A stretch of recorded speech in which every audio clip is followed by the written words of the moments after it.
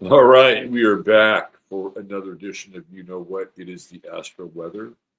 I am your Astro Weatherman. That's right, that's me, Robert Phoenix. And I have a little solution to the mic, I suppose. We'll try it today. It's about the best I can do for now. Let me see if I can get in and pump the audio. But you know what you need to do? You need to look who's here. Look who's here. There she is. The Astro Weather Cat. It's her morning ritual. It is food, poop, and pets. We're on the pet side of the morning ritual. Isn't that right? Isn't that right, Peaches? Yes, it is.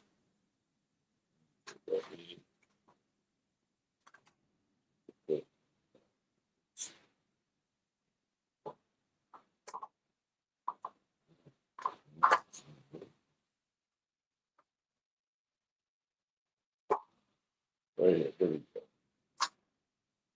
We are now officially open for business. There it is.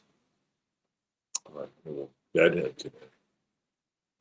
Not looking my Virgo best self. All right, let's just do a quick little head count here. Let's see who we have in the house. Don't ask me about the JPEG. I have no idea what we're doing. None whatsoever. We got DJ MC in the house, California Contrary, in the New West. She's wearing a Coachella hot hat of the future. I know, right? So here's what I wanted. I wanted the constellation Virgo. And I wanted it coming out of the constellation Virgo. I wanted a UFO with like a bubble over it. I've tried this before with this one AI client I use. And I wanted a bunch of goofy looking aliens inside the bubble coming out of the constellation of Virgo. And that's what it gave me. And I thought, it's so weird, I'm gonna use it. So that's how it got there. New West. Misbehaving too. Hello, Jackie Delario's here. Janice Phillips. Janice has discovered Twitter. Look out, Twitter. Look out, Twitter. Oklahoma in the house. Kabuki Theater, there's Bo. Howdy, Bo. Lisa Ann White. Greetings. Barbara Boots. Interesting thumbnail. Yeah, to get your attention, right? Like, what the fuck is going on there? Marcus in the house. When they had under flood watch. Wait till Neptune goes back into Pisces. Yeah. Here we go. Does it feel like the end of Christianity? Does it feel like it? We have Neptune leaving Pisces, Saturn leaving Pisces. It's like the age of Pisces is drawing to a close. Doesn't it feel that way? And then, have you guys caught this guy, James Tallarico? I posted over on Twitter about him. I still call it Twitter. I refuse to call it X. You don't call it X either, do you, you little taco? I call Peachy my little burrito. She's like a burrito. You're built like a burrito. I don't know where you picked up all that burrito, but must be that dry food. You're thick. Peachy's thick. Maybe you're a scrawny little kid. So if you haven't seen James Tallarico, check him out. It's Tallarico. I may actually play his video over on 15. I'm doing a rant today. I'm just going to go through a bunch of topics and burn through them. Anyway, he's this guy. He's running for state senate here in Texas, and it's like it's a really hotly contested race. Like it is the race to watch in the midterms. From the Republican side, it looks like John Cornyn is going to be primaried by Ken Paxton. Now that means they'll probably have to find another attorney general if Paxton vacates that spot. But some Republican. And so you have Ken Paxton, Cornyn. That's on the Republican side. On the Democratic side, you have Colin Allred, who's in the same race against James Tallarico. And Colin Allred is like so here in Texas, what they've been doing is they've been moving away from the Beto O'Rourke model. And Beto's goofy. And goofy doesn't win in Texas. Goofy does not cut it in Texas. Texas is, you've got the pockets, but the pockets aren't enough to cover the state. Because there's still enough conservatives that live in Austin that vote. There's still enough conservatives in Dallas that vote. Dallas hasn't become completely blue. It's sort of, I don't know, what would you call it, mauve-y, purpley mauve. So it's not like and Texas as a state as a whole votes Republican. You saw that in the last election. And it wasn't even really that close. What happens with Texas is you get a lot of people from out of state that come here and move here, and then they realize they can't live here. Number one, it's too hot. And number two, the people here are respectful. I've said this before. They're respectful, but I wouldn't call them really friendly. And even though Bill Hicks was from Texas, and he was incredibly funny. And Alex Jones is actually very, very funny, and he's from Texas. The humor in Texas is a little, I don't find people here to be all that humorous. That's my take. Like New Yorkers are kind of audacious and in your face. And New Yorkers are funny people. Bostonians are funny people. Maybe cold weather makes people funny, or extreme weather. Anyway, it's going to be a hot race. So this guy Tallarico, he's got some very interesting theories about reproduction. I'll talk more about that over on 15 Minutes of Fun. But for me, when I hear his rhetoric, it feels like even though he's espousing Christianity, it's a very weird and altered version of Christianity that allows for an interpretation of abortion from the Bible. It's very weird. And the passage that he chose is, I would say, questionable. He was on Joe Rogan, and he had millions of views, like a really popular episode. And Rogan is a liberal. He grew up in Boston. A lot of people in Boston are liberals, which is odd for such a racist town. No, Boston's not racist, but Bill Russell went through some shit. Let's put it that way. But Bill Russell was kind of a dick. You know who never complained about the racism in Boston? Casey Jones, Sam Jones. None of those guys. They never complained. Al Attles never complained. No, they were just. I'm sure stuff happened to them, but Bill Russell. Maybe they were Will Chamberlain fans. So it's going to be a hotly contested race, and this Tallarico, his opponent on the Dem side is Colin Allred, who's a former football player, military vet.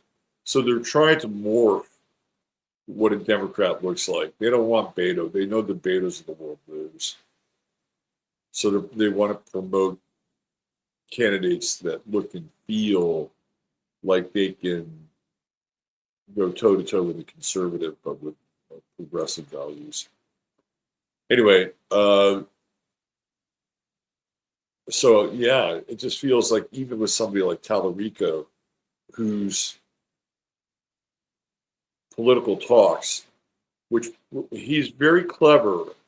Whoever is running his campaign is very, very clever, because what they do is they sit him down. It's almost like a street sermon, and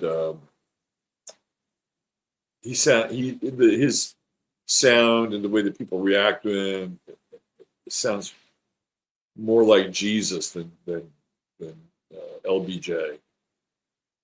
He's got this quality to him, and people are sort of, he's a kind of clean cut charisma.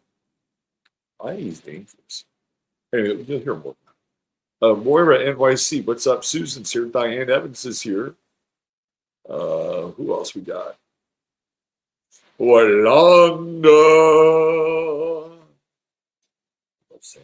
Here you go, Rolanda. Cheers to the lady in brew. Let's see. Who else we got? Lisa Ann, what? The law. We got the law. Josie Jazzy Junk.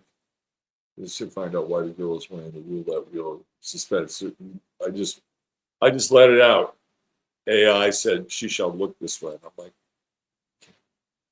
it's weird. It's weird. Let's see. It's a UFO roulette wheel.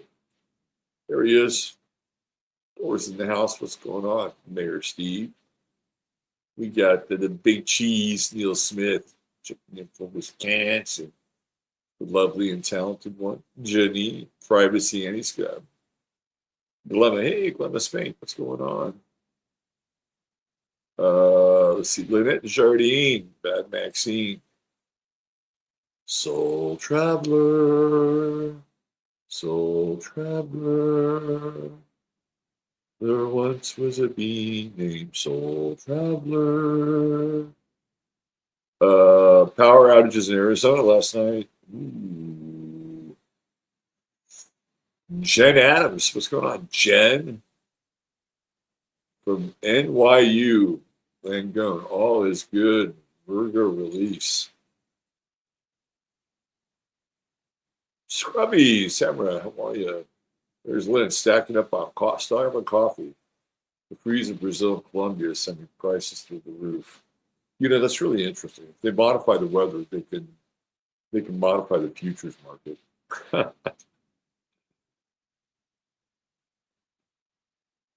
Man, they got backdoors to everything. Moon Sprout, what's going on, Mooney? Kim Harvey, good day back at you, Kim Harvey. Alaska Raven. Nicholas Grimm is with us. Let's see, who else? Kelly B.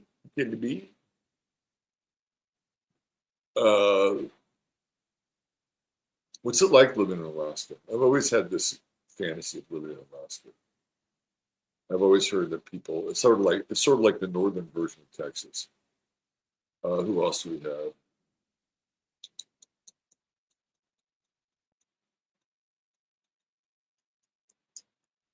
Bill Smith. Hi, Bill Smith. William Smith, a very menacing actor. Kelly Boyles. What a beautiful dawn. Check it in from New Mexico. Hey there. Brian Scott. Hi, Brian. Happy to have you here. Peas and butter. Nothing better than peas and butter. Unless you want to add a little bit of garlic and mushrooms. My mother used to make that. Petey pois. UFO hat works. There you go. I like it. Thanks, Peas. Toila Carissa. Am I missing anybody? Pachinamka. I love Pachinamka. Feels like the turn of the other cheek. End of the turn of the other cheek. I'm going to put this comment up here, Nicholas. I would say that's true. And that is congruent with the astrology, with the Saturn Neptune conjunction areas, which I've been talking about. That is definitely Christian nationalism, kind of Handmaid's Tale kind of energy. I'd agree with you. Good comment. Let's see, who else am I missing? Susan. Yes, it is happening before our very eyes. Let's bring out the torture devices. It's time for a little Inquisition. Time for a little Inquisition.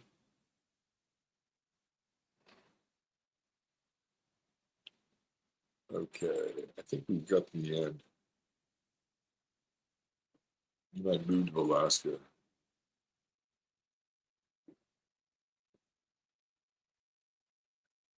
You watched that show, Northern Exposure. I thought that was pretty good.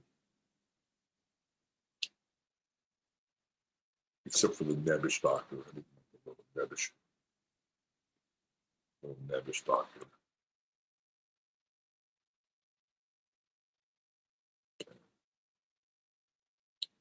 You know, they filmed some of that in Washington State. I think they filmed most of it in Washington State, if I'm not mistaken. All right, it's weather time.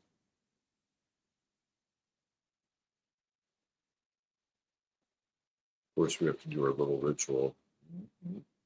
Move. Stop sharing. Share again.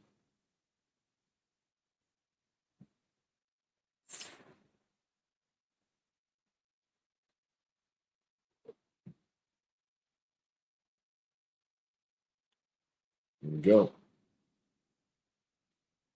All right, let's do this. Change the layout of stuff all the freaking time. All the time. Just keep moving that cheese. Here we go.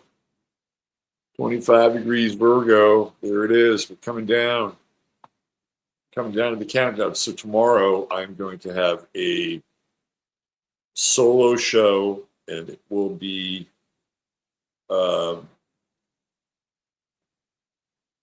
it'll be on the eclipse. It's going to be me, and I'll be going through every sign on the eclipse, about the eclipse. So we'll get into it tomorrow. It'll be my condensed pineapple upside down cake version of the eclipse reportage. The reason I chose pineapple upside down cake is because it's such a dense dessert. I don't know. I think the only other dessert that's more dense is holiday fruit cake, which I was never a fan of, but somehow still survives. It'll be around longer than Christianity. In fact, you can make one, and the one that you make will probably outlast Christianity as we know it. Because number one, people generally don't eat it. Number two, there's probably enough preservatives and whatever goes into it to keep it around forever. All right, we got Grand Trine. Look at that. Uranus still in Gemini. Pluto still in, well, Aquarius. That'll be Aquarius. We're going to have a little do-si-do when Uranus goes back into Taurus. I think we're looking at a crypto run. So all you crypto people, put your hands on your buttons. How long the run lasts, I don't know, but I think that's Uranus and Taurus. And when he goes back into Gemini again, we have like a currency split. So make hay while the sun shines. And the sun is coming into play here once we hit the eclipse mark. Again, I'll be talking more about that tomorrow in depth, in detail. Here's the moon. Slowly the heavens conspire, bring great change to the planet. There we go. Mercury has just moved into Libra. We can all be less critical and nicer. Venus is nice. I have Mercury in Libra. I am a nice guy. People don't know that about me. I'm really a nice guy. Sometimes I try to be. I do my best. I do my best because what comes out of my mouth, that's Mercury in Libra, but it's got to go through a bunch of filters at times before it comes out. And if it does come out through the filter, generally it's a refined version of what I'm actually thinking. So it's there. It is there to translate the uncontrolled rage at times of my Scorpio rising. So we could all treat each other better with Mercury and Libra. I still find the politicization of what's going on with Charlie Kirk to be disgusting. I don't, personally, this is just my personal belief. I don't think they should go half-mast on Charlie Kirk. I don't. I think it sets a bad precedent. As much as I think, for whatever, I mean, look, TPUSA, nothing in life is pure and free. And if it is, it's only pure and free for a short period of time. Like Napster. Napster is pure and free for a short period of time. Then it got shut down. Now we have Spotify, right? So,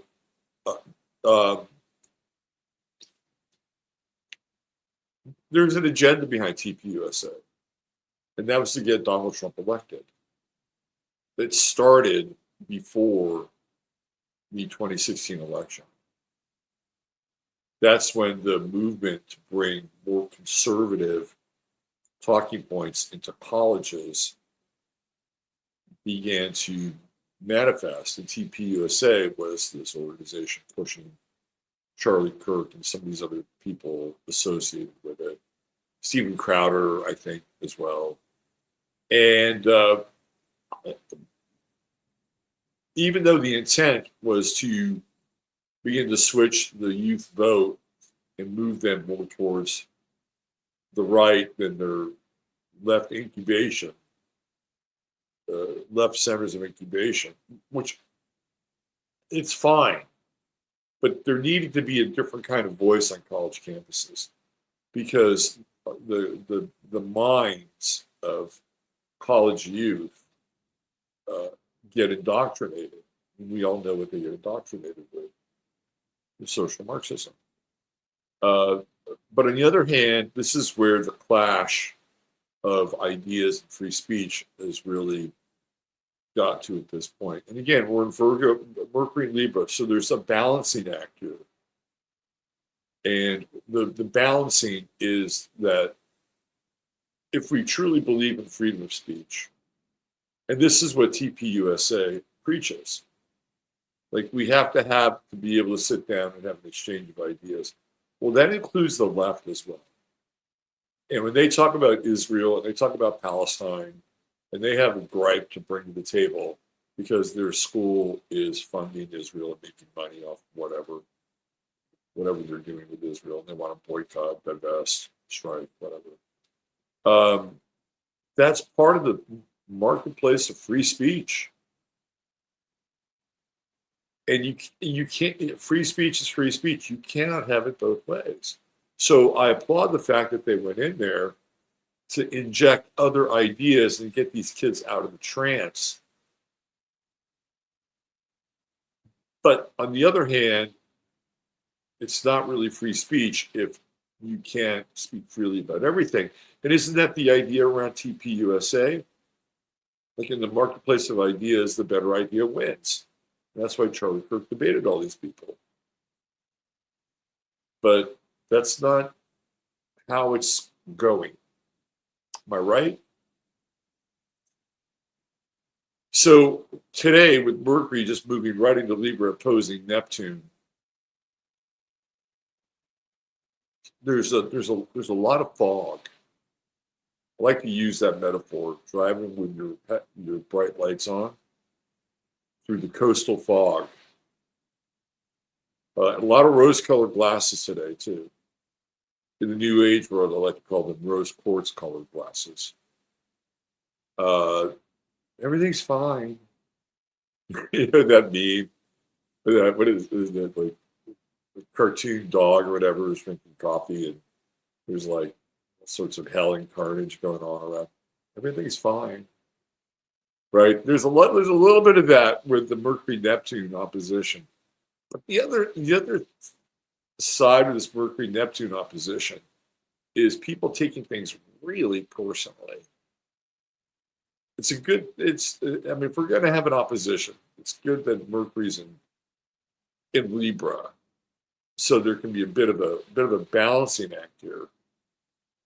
So I would say you still need to be thoughtful, conscious, aware of your language choices, because especially with the Neptune retrograde, here's what I think. This is every now and then we get a window into apologia, and this is one of those windows where I think you can really benefit from not being too proud to apologize for something. Only if it's merited, though. Don't do it just because you want to do it, or it's the politically correct thing to do. And you might be surprised. You might get an apology from other people, because I really feel like with this retrograde, it's like balancing out things that have been said in the past. Some of it's now, but it's more like what's gone on in the past.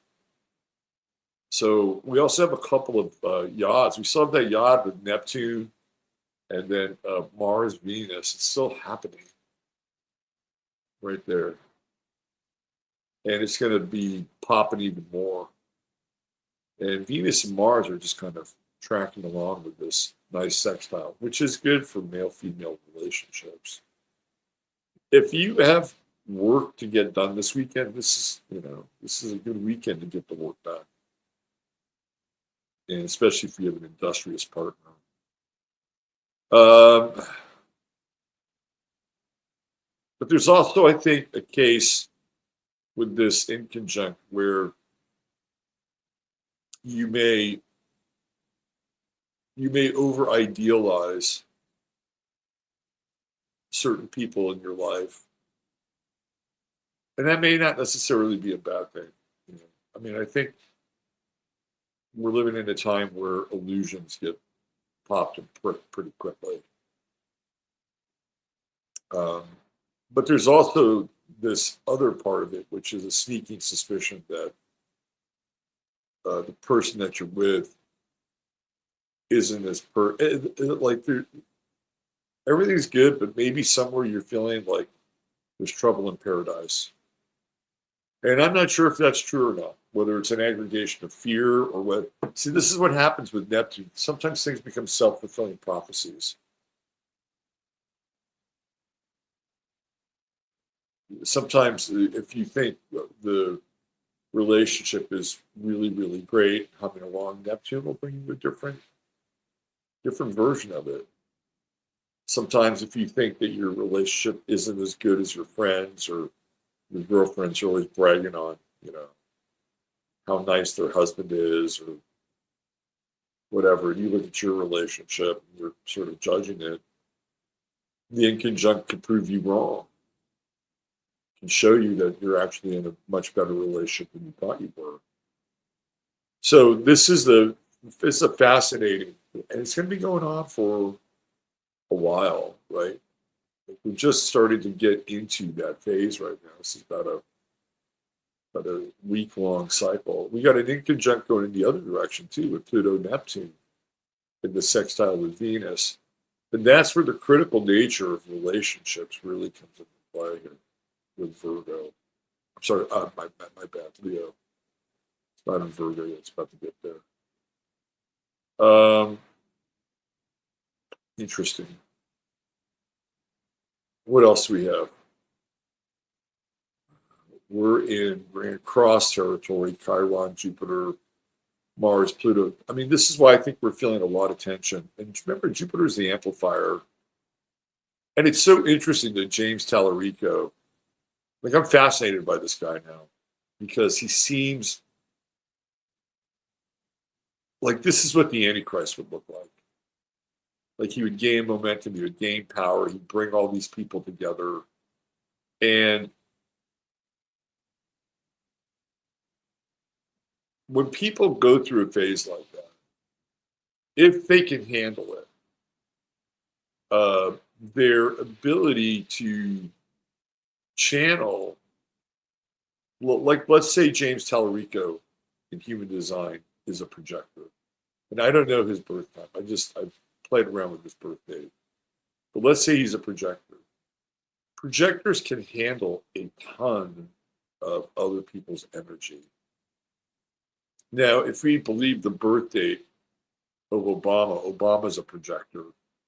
And when he was around crowds and crowds that were supportive of him, you could feel that projector expansion, sort of really fill up his sails. But when he wasn't in front of crowds, when he wasn't channeling all that energy, because projectors have no energy center, they can take on a lot of energy, that he sometimes was kind of a bit of a shell of himself. So it'd be interesting to see what Tallarico is. But Jupiter amplifies everything. So we're getting an amplification of traditional values now. And I guess if you're Jimmy Kimmel, you say the wrong thing, you can get canceled. Now, we've already had Stephen Colbert get canceled. Jimmy Kimmel's canceled. If you're on the so-called left and you're doing the late, if I'm Jimmy Fallon, I'm telling nice stories about Donald Trump. Funny Trump stories, warm and fuzzy funny Trump stories. A little funny.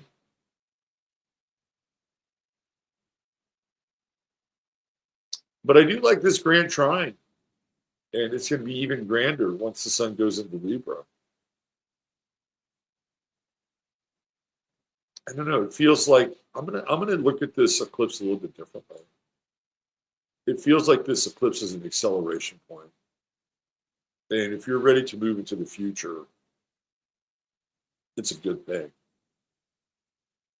But if you're staying in the past in this kind of typical Virgo fashion, it's like an enema.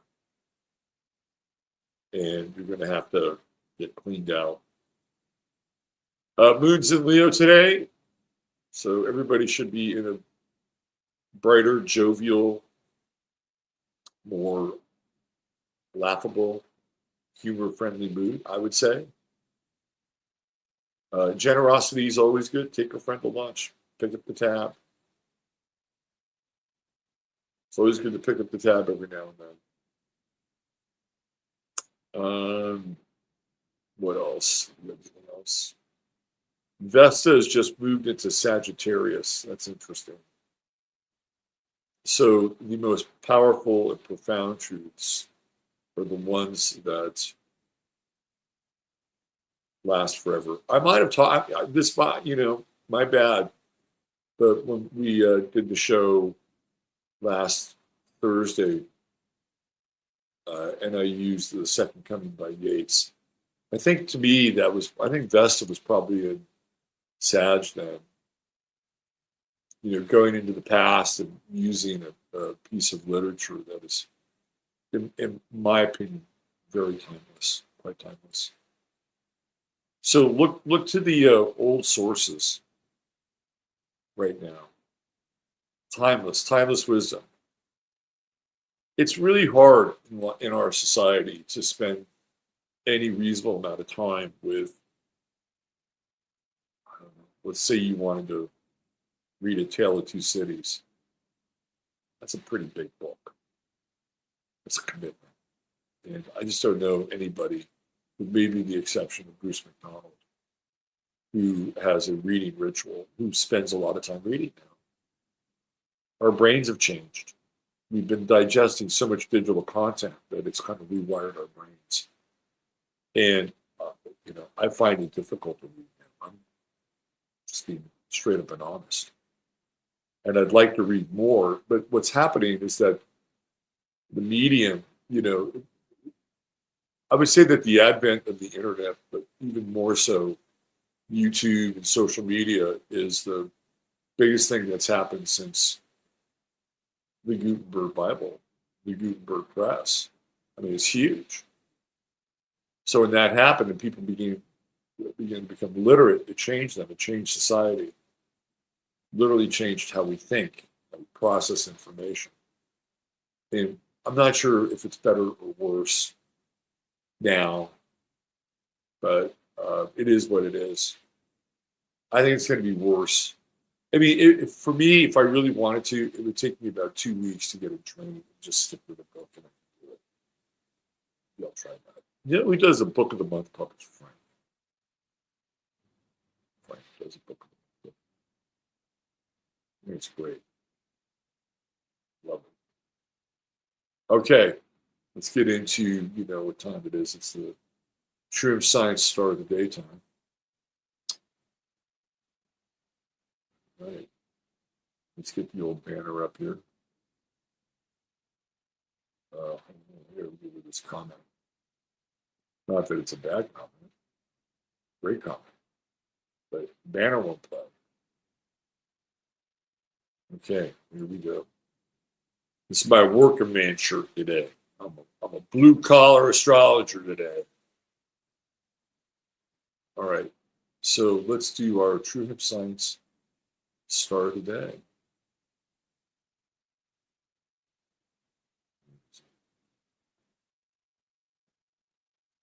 Come on now.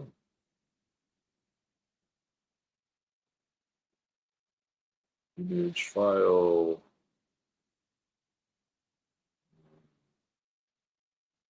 Are we there? There we go. All right. Your True Hemp Science Star of the Day is Mickey, also known as Robert Blake. Let's get the visual.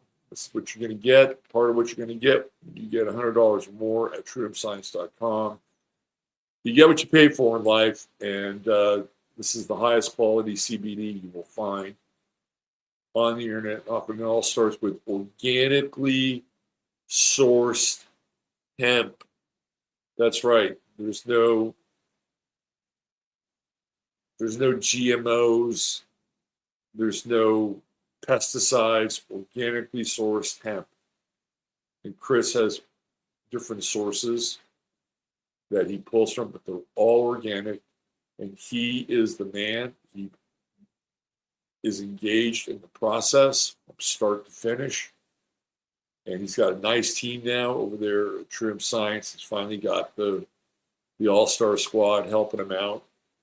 And all you got to do is go there, buy $100 or more, type in 15MINS, and you'll get more goodies on top of your order.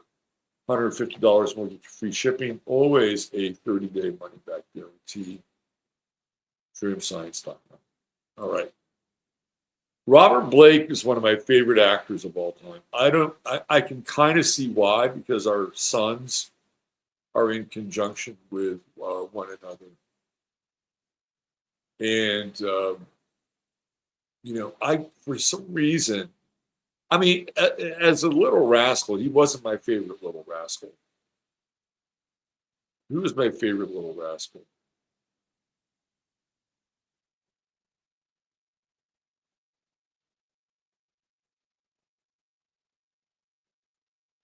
I liked Little Spanky. Little Spanky was interesting, cute. But as he got bigger, he became less interesting. There's a really interesting video on Mind Unveiled where they, and they are they. It's not she is a they. It's not a pronoun. It's a couple. They look at the little rascals as Cabbage Patch Kids. And there's a lot of weird stuff with the little rascals.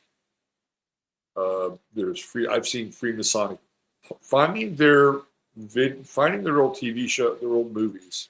They were movies. Like if you went to a movie they would have Little Rascal shorts in between the feature films. Maybe one or two, maybe one. I don't know how they would print them out, distribute them. That's where you would see them.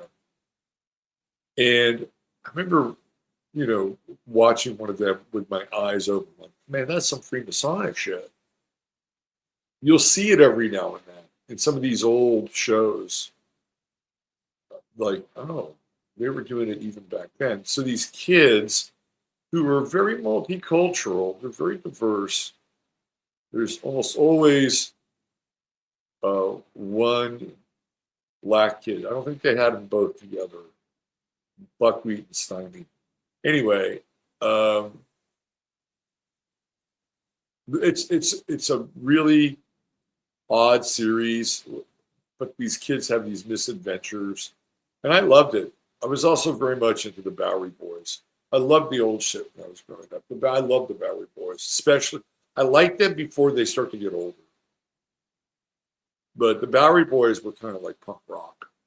And you can see that Rick Nielsen from Cheap Trick completely takes everything style-wise from Hunt's Hall of the Bowery Boys. Anyway, Robert Blake, for when he was alive, was the longest tenured actor in Hollywood. And I think there was a lot of sexual abuse that was going on in the Little Rascals world. And Blake often talked, he didn't talk directly about it, but you can tell when he talked about something. And sometimes when he was on the Carson show, Johnny loved Robert Blake. Robert Blake would always have a cigarette. He would never smoke it. And he would hint about how rough life was growing up. He's Mexican, mixed, I think. And then he's got some movies when he's a boy. I think he might be, correct me if I'm wrong, he might be in The Treasure of Sierra Madre.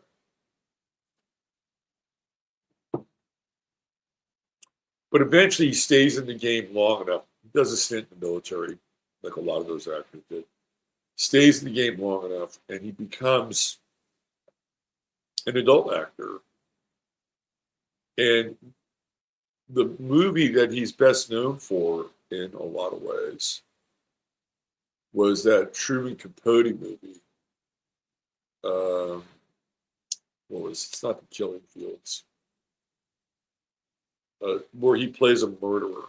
And he's got Pluto on his 10th house, in his 10th house. And what is he known for besides that? Murdering his wife. And he's got that Venus-Pluto square. You can see it.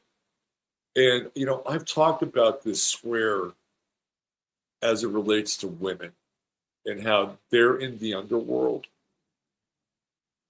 So in this case, with the Venus-Pluto square, was Robert Blake the devil? Or was Bonnie, his wife, the devil? They had terrible arguments, brutal arguments, and they're at dinner. And then one night they're at dinner, and she goes out to the car, and somebody caps her. And Blake comes outside. They were never able to pin the murder on Blake, but the wisp of the smoking gun clearly was drifting in his direction. And maybe that was his way of getting out of that relationship. It's very strange. They had a daughter together who's still alive. I don't think he would have been easy to be in a relationship with. I think if you're sodomized or you have some kind of sexual relationship with the same sex at an early age, it clouds your sexuality. And he has Aries over here in the 7th house cusp. So his relationships would be very manly, or they would be kind of driven by Aries, which is also violence. And he's got Uranus in the 7th house. It's difficult. And his generation has this square, right, with Pluto. He's part of the silent generation, literally coming out of silent movies. And he has this Venus-Uranus opposition square Pluto. Good luck being in a relationship with Robert Blake. Sun in the 12th house. We don't really know like certain details about him. We don't. But we do know that he was Beretta because of the hat. Remember how I said that 12th house sun people are archetypal? So he's Beretta. He plays this cop who does every now and then goes undercover and wears something funny. He has a cockatoo or cockatiel named Fred. There are not many episodes of Beretta that you can find on YouTube. However, you can find all the Starsky and Hutch trash. And of the two shows, I've often said this. Don't get me wrong. I like Antonio Fargas. I think Huggy Bear is funny. He's able to kind of be goofy and street at the same time.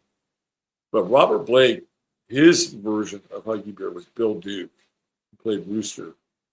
And he was dangerous. You look at that guy, oh, he feels kind of real. And Bill Duke would play those roles. He had that. He's a great actor, by the way. And, you know, Robert has that Mercury-Sun conjunction. And Mercury, he keeps a lot of secrets, or he did keep a lot of secrets. Moon Neptune in the 11th house. That's interesting. Especially because whatever happened with Bonnie happened in public. And then he's got that square with Chiron. I think Blake was probably a little schizophrenic.